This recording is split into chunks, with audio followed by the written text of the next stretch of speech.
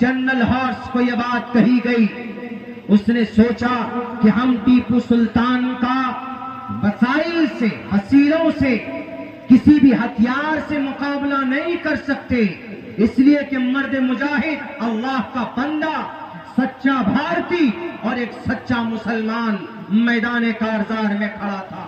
ان کے بعد پھر ایک بہت بڑے جانباز سپاہی حیدر علی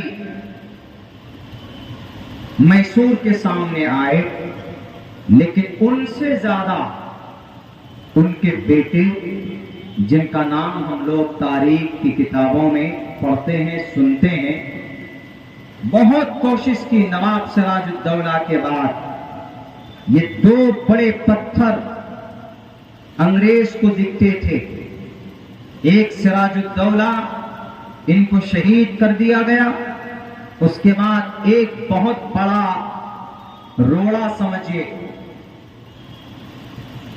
قبضہ کرنے کا اس ملک میں رکاوٹ بن کر کھڑے ہو گئے، وہ میسور کے ٹیپو سلطان فتح علی خان۔ آج کل ان کی تصویر، شکل، ان کے چہرے پہ داڑھی نہیں دکھائی جاتی ہے، لیکن جہاں تک معتبر مستند تاریخ کی کتاب پڑھیں گے تو ان کے اعمال سے یہ پتہ چلتا ہے کہ ٹیپو سلطان مشرع تھے، داڑھی بھی تھی شکل میں، وہ تہجد گزار تھے، 5 وقت پابندی سے نماز پڑھتے تھے۔ کہا جاتا ہے کہ جس دن وہ شہید کیے گئے، میں گیا ہوں اس جگہ پر جہاں پر ان کو شہید کیا گیا ہے، وہاں پر لکھا ہوا ہے In that palace, the body of Sultan was found here. یہ رہا ہوا ہے، وہاں جائیں گے، قلعے سے تھوڑا باہر ہے، گیٹ سے تھوڑا باہر ہے وہ جگہ، وہ ایریا عالی شان۔ انہوں نے مسجد بھی بنائی، وہ مسجد آج بھی ہے، لیکن مسجد کے جسٹ سامنے ایک بھویہ مندر بھی بنایا انہوں نے۔ یہ چونکہ بادشاہ تھے، رعایا دونوں طرح کا ہوتا ہے، مسلم بھی، نان مسلم بھی۔ نان مسلم میں بہت کوئی آ گئے تو ہر کسی کی رعایت رکھنی پڑتی، تو ان پر تو تشدد کا الزام لگایا جاتا ہے کہ ٹیپو سلطان صرف مسلم پرست تھے، ایسا نہیں ہے، بلکہ وہ ہر کسی کا خیال رکھتے تھے۔ جس دن ان کا انتقال ہوا، شہید کیے گئے، کہا جاتا ہے کہ فجر کی نماز کے بعد 1 پارہ ڈیلی تلاوت کرنے کا ان کا معمول تھا، لیکن جس دن شہید کیے گئے اس دن 2 پارے قرآن کریم کی تلاوت کر کے میدان میں آیا تھا۔ ان کی یہ تربیت ان کے ابا نے کی تھی۔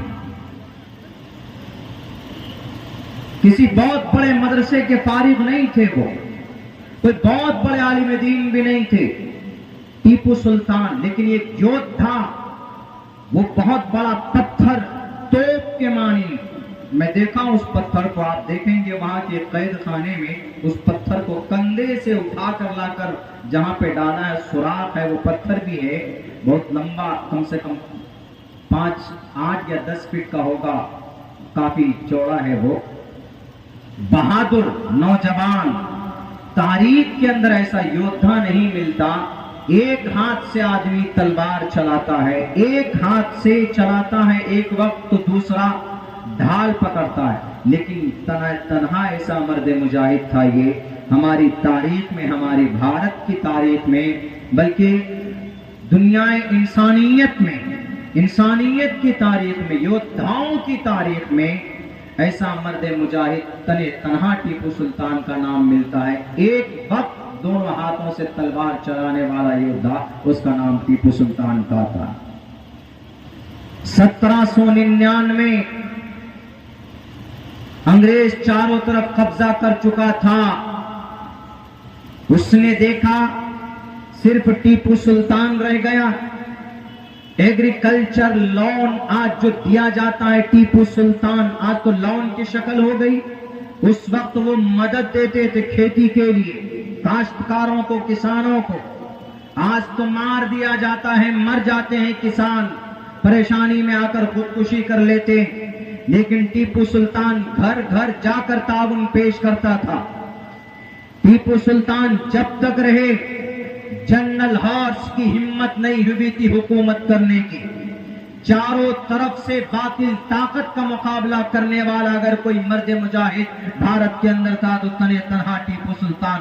1799 अंग्रेज से लड़ाई, एक तरफ समंदर, एक तरफ अंग्रेज, एक तरफ मराठा सेना, एक तरफ नवाब की फौज।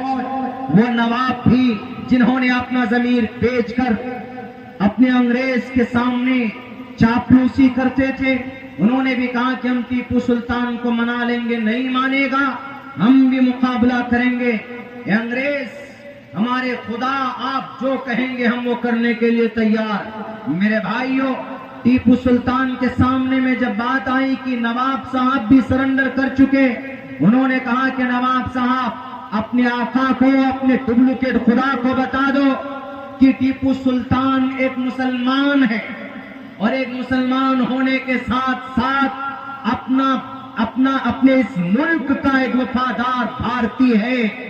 मैं अपने ईमान की भी हिफाजत करूंगा, अपने इस बॉडी से, अपने इस अकीदे से और अपने हाथों से तलवार से इस मुल्क की हिफाजत करूंगा। पूरी दुनिया मिलकर भी अगर मुझे अपने मौक़िफ़ से हटाना चाहे तो नहीं हटा सकती। जाओ अपने खुदा को कह देना। जनरल हॉर्स को यह बात कही गई। उसने सोचा कि हम टीपू सुल्तान का वसाइल से, हसीलों से, किसी भी हथियार से मुकाबला नहीं कर सकते, इसलिए कि मर्द मुजाहिद, अल्लाह का बंदा, सच्चा भारतीय और एक सच्चा मुसलमान मैदान कारजार में खड़ा था। तो अंग्रेज ने खरीदा किसको? उसके एक चापलूस, उसके एक वजीर को, उसके एक वजीर आला को, जिनका नाम मीर जाफर था। सौदा किया, अंग्रेज के हाथों अपने ईमान को बेच दिया। दरवाजे से बाहर निकले, अंदर से जाकर दरवाजा बंद कर दिया जाता है। टीपू सुल्तान शहीद कर दिए जाते हैं। उनके लाश पर खड़े होकर कहा था जनरल हॉर्स ने, क्या आज से ये मुल्क, ये भारत हमारा है, आज से हमने इस देश के शेर को कत्ल कर दिया। वो टीपू सुल्तान शहीद हो गए, अपने खून को पानी की तरह बहाया इस देश की आजादी के लिए। मामला ठंडा हो गया। 1799 में टीपू सुल्तान शहीद हो गए, चारों तरफ अंग्रेज काबिज हो गए। अब क्या होगा?